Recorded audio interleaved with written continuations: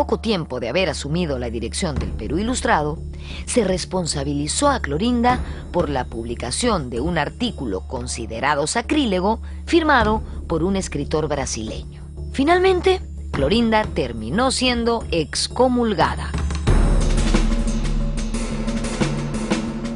Se va a publicar un texto Magdala en el cual se insinúa un romance entre Jesús y María Magdalena, una especie de antecedente, digamos, del Código Da Vinci. Y eso va a provocar inmediatamente una reacción de la Iglesia contra Clorinda Mato, haciéndola responsable de ello, y contra la revista. Incluso se llega a amenazar que se va a excomulgar a todos los que compren la revista. Entonces ella se ve presionada por la Iglesia y por los sectores conservadores de Lima y se ve forzada a renunciar al Perú Ilustrado.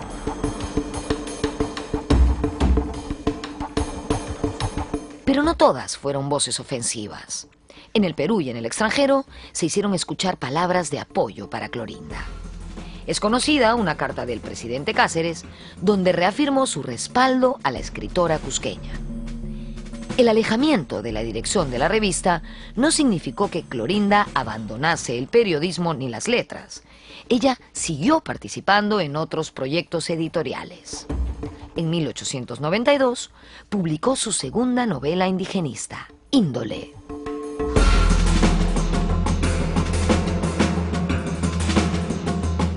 Índole se ubica, como te digo, en una especie de transición, probablemente una ceja de selva o algo así. O sea que está en camino desde los Andes hasta la ciudad de Lima, la capital. Y un tema interesante en Índole es la crítica moral, la preocupación de Mato por la necesidad de no poner el dinero por encima de los valores, ¿no? Y esa es una de las temáticas que está preocupada en narrar, en describir, en trabajar y definitivamente está influenciada ya por el naturalismo, ¿no? De alguna manera u otra. Poco después, Clorinda Mato publicó Herencia, su tercera novela, esta vez ambientada en la capital. Es una novela que ya claramente se inscribe en un horizonte estético naturalista, ¿no? Es interesante cómo Clorinda Mato en 20 años condensa estéticas románticas, realistas y naturalistas. Herencia es la novela más radical de ella. En ella presenta ya una clara articulación entre el capitalismo y la sexualidad. Es una crítica terrible a una Lima mercantilizada, deshumanizada, dominada por el sexo y el capital. Mato da cuenta de una sociedad que está preocupada por las apariencias, en las que el despilfarro es tremendo y en el cual ya aparece un mundo un poco más sórdido de ciudad grande, ¿no? Con todos los males que eso implica. Otro tema recurrente en Clorinda fue su apoyo a las inversiones extranjeras para generar el desarrollo del país. Además, ella sentía una gran admiración por Estados Unidos, que representaba en ese momento al país de las oportunidades, al prototipo de sociedad joven y moderna.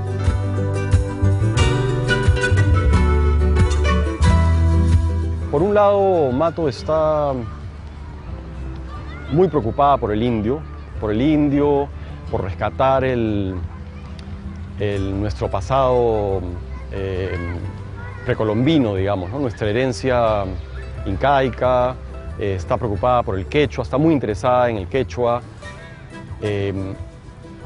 por lo autóctono, digamos, ¿no?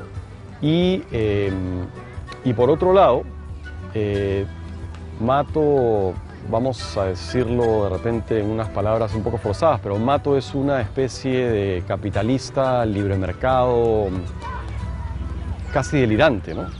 O sea, en algunos de sus títulos de los periódicos, digamos, algún periódico, Mato se refiere al inversionista extranjero como el que nos va a salvar, ¿no?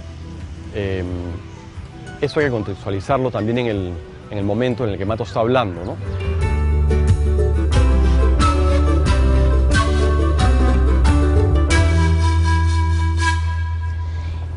1892, Clorinda Mato de Turner formó una imprenta y le puso un nombre verdaderamente extraordinario. La llamó La Equitativa. En ella solo podían trabajar mujeres. Entre 1892 y 1893 se imprimió allí el bisemanario Los Andes, que apoyaba las ideas políticas de Andrés Avelino Cáceres. Cáceres y Clorinda no solamente tenían en común esta visión política, sino además un intenso amor por la cultura andina.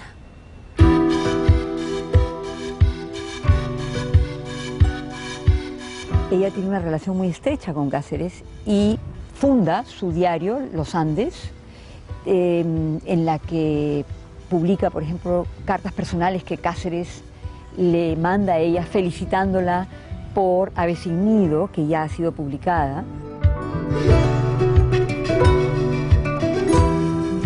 El gobierno de Cáceres y el liderazgo intelectual de Clorinda Mato de Turner tuvo un violento final cuando en 1895 Nicolás de Piérola y sus montoneras ingresaron a la ciudad y tomaron la capital, sacando del gobierno a Andrés Avelino Cáceres. Evidentemente, la imprenta fue destruida. Clorinda se salvó de morir, pero no se salvó del destierro.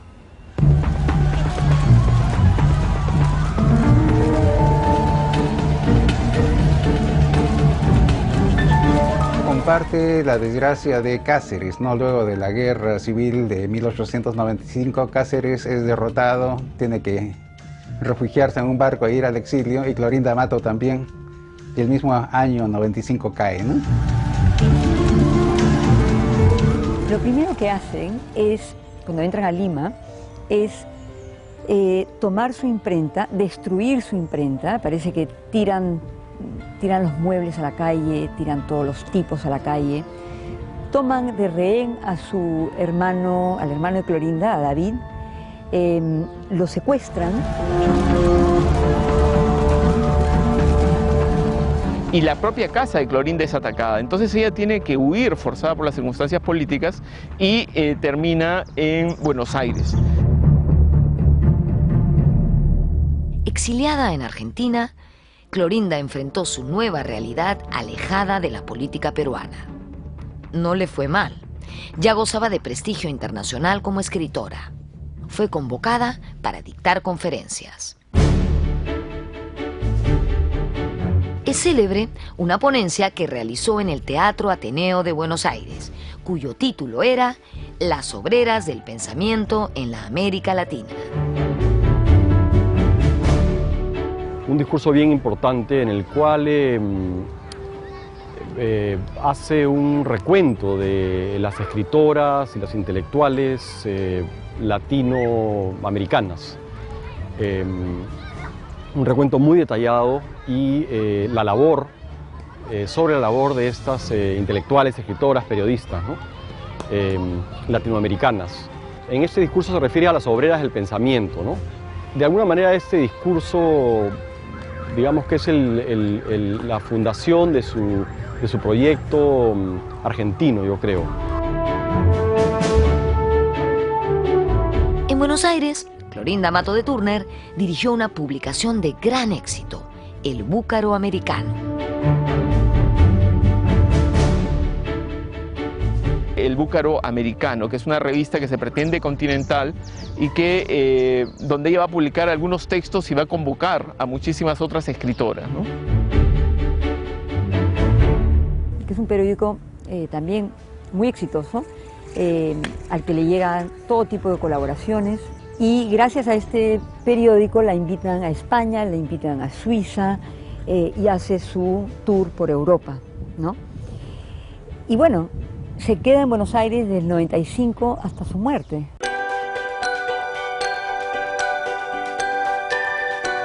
En 1902, Clorinda Mato publicó en Buenos Aires Boreales, Miniaturas y Porcelanas, un libro de memorias dedicado a su padre.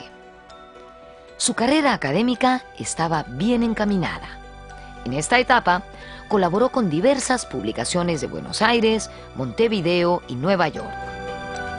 En 1908 recorrió gran parte de Europa y, aunque ya bastante enferma, logró terminar un libro sobre esta experiencia.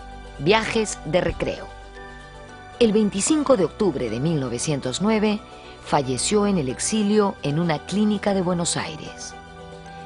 La mujer que salió adelante, a pesar de los ataques y problemas de todo tipo que sufrió en su país, moriría fuera de él, exiliada, víctima de una pulmonía. En el año 2010, el cuerpo de Clorinda Mato de Turner fue trasladado del cementerio Presbítero Maestro en Lima, donde descansaba luego de haber sido repatriada de Buenos Aires en 1924, hasta el cementerio La Almudena, en su natal Cusco.